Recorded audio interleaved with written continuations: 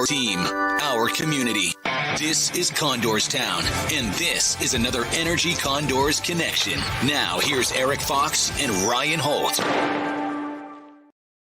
What's going on, B-Town? It's Erik Fox once again from Energy 95.3 here in my offices on the north side of Baco.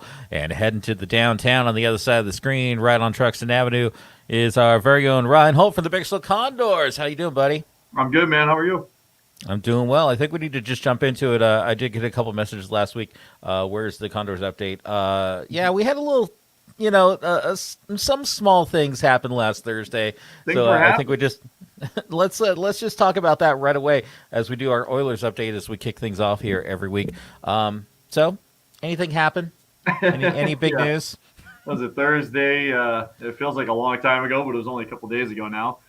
Jay Woodcroft, Dave Manson, both named coaches for the Edmonton Oilers. Jay is a head coach and Dave is an assistant. So both promoted, kind of a whirlwind type of week. They were named, coaches, I think at about 7 o'clock Thursday morning. They were on a plane and they were behind the bench for a win on Friday against the Islanders. They won last night against the Sharks and take on the Kings tonight. So kind of a whirlwind. You wake up Thursday morning thinking Jay Woodcroft's your head coach, and then you get to practice, and Colin Chalk's all of a sudden your head coach, and things don't miss a beat here in Bakersfield, and good for the Oilers as well too. They've gotten a couple of wins and have kind of turned things around a bit. So positive news up and down the organization.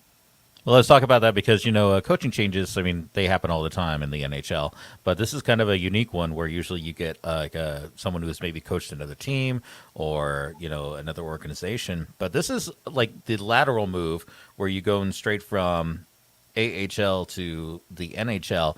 How big of a difference is that? He knows the players from the Bakersfield team. So, if we got move-ups, he already knows them. He's working with Skinner, who congrats to Skinner last night getting the shutout. What is that like, though, with, he already knows the players? Yeah, I think it certainly helps to have that familiarity, not only with the Condors players, but Jay was also an assistant coach in Edmonton prior to his time in Bakersfield. So knew kind of, the McDavids and the Dreisaitl's and the Nurses of the world, that have been in Edmonton for a number of years. So I don't think there was any sort of get to know you type of period. I think, just from training camps and things of that nature, you kind of, see Jay and see Dave around. One thing that is different is Jay is the head coach now, and he's not an assistant coach. So the buck kind of stops with him. And, as he mentioned, the difference that he's learned over the last, 4 years in Bakersfield is, the difference between a head coach and assistant coach is assistant coach has an opinion and the head coach is the one who makes the decision. So, it's one thing to be able to offer insight and to have that input, but, things change when, it comes down to your desk and you're going to make a call on something. So, he's been preparing for this, for 20 years that he's been coaching. I think it's 16 years professionally, and he's ready to roll, and they're off to a great start. Yeah, you were talking about the momentum once again. Congrats to Skinner last night. That shutout, an amazing game last night. So they've won the last two games. The next two games are big because they're in division. Tonight they're down in LA, where you're going to be, and then they're flying back up to the cold north and taking on Anaheim. What is those games, and how important are they as they continue through the season? Yeah, they're huge because you don't play, you play your division more than anybody, but you really don't play them that much. It's 3-4 games throughout the course of a season. So anytime you have, opponents next to one another that you're battling for in the standings, you have to, win those games. And, the Kings have kind of been a surprise. They've had a week off since the All-Star break. The Sharks had a week off last night. And, the Oilers, I think, are benefiting right now from, playing, a bunch of games. And, they had a lot of time off with COVID and with restrictions and attendance and things like that. And now they're, really playing back to back to back to back. And I think if you get in a rhythm, it really helps you. It goes the opposite way too. But I think if you get in a rhythm, it definitely helps you. So should be a good one tonight. It's mentor against student Jay Woodcroft and Todd McClellan. They won't talk about it, but it's, they're really good friends. And, Todd got Jay in the business, and it's a really cool storyline tonight, and looking forward to the game. This is going to be a good game. Let's jump into the local angle. Obviously, we talked about the coaching changes up in Edmonton. Let's talk about the coaching changes locally and how that affects things. Yeah, Colin Chalk was named assistant coach back in September.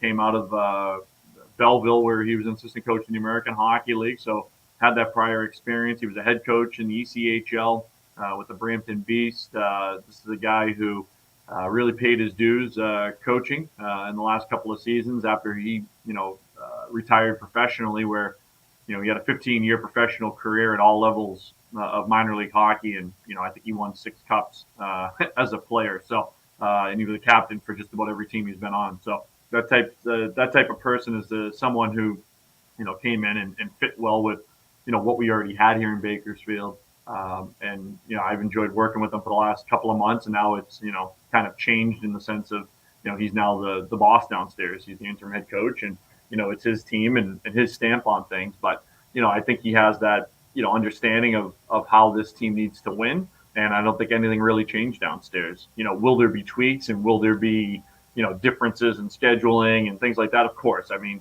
yeah, he's the head coach now. He gets to do it his way. But at the same token, you still have your same systems, you still have your same players, you still have that familiarity. So I don't think there's much changes that way. They'll probably add an assistant coach as well too, just to help out Colin.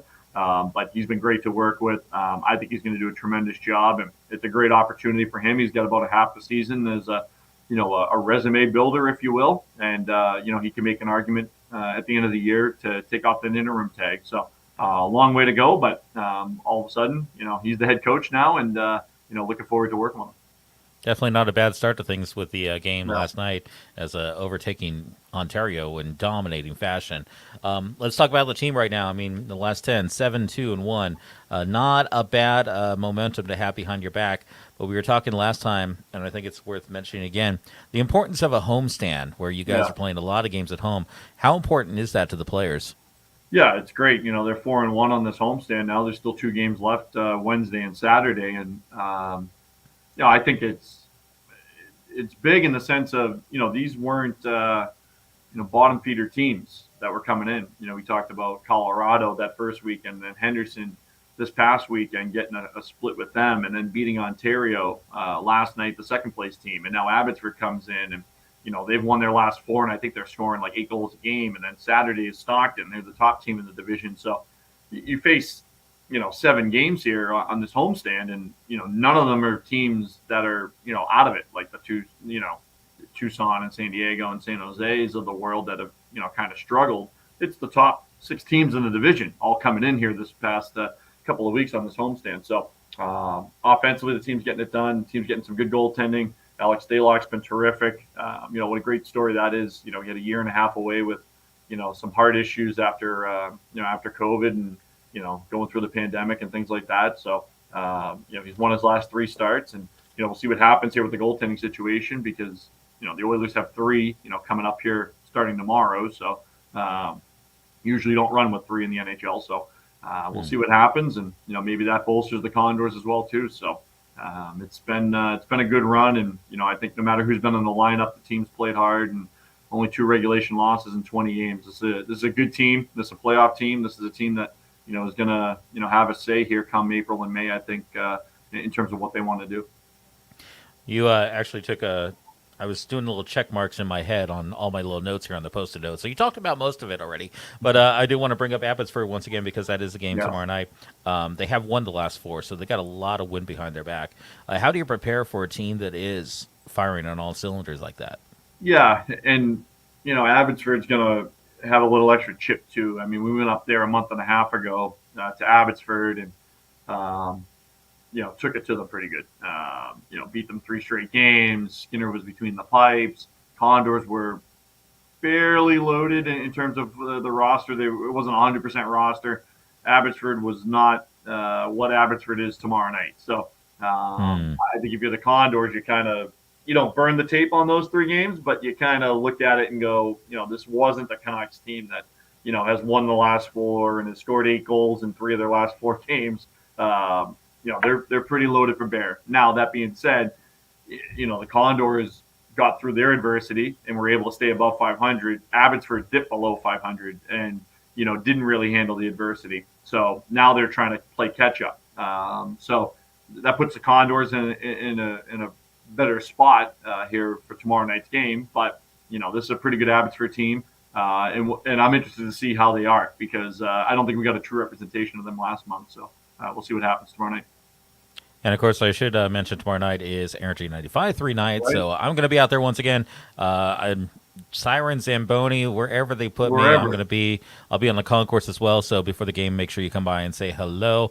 And, Absolutely. I guess me and Ryan are going to be causing more chaos in the second Well, period. the last so, time you were on, I think we scored twice or three times in the second period there. So I'm surprised they have not duct taped me to that booth and just not let me leave. I mean, the way the offense was humming with you up there, I'm looking forward to it. I think the second period is going to be good. So definitely AHL TV. Check it out. Second period. I'll be That's joining Ryan in the booth. It's going to be a great time. For tickets, of course, what's the info, my friend? BakersfieldCondors.com, and then we wrap the homestand on Saturday. We've got 7 o'clock puck drop against Stockton. We've got Thor and Black Widow in the house, and it's going to be a lot of fun. It's going to be a big night, going to be a good crowd, and should be a lot of fun to end the homestand before we head on the road for 6 games. So looking forward to hopefully a couple more wins here to end the homestand, and we're trying to track down Ontario and Stockton right now. We're right there, so it's going to be a fun sprint to the finish here. So no Thor or Black Widow tomorrow night, but maybe I'll bring a couple capes for us, and we'll be on our own superheroes out there. If you want, we'll be Batman and Robin.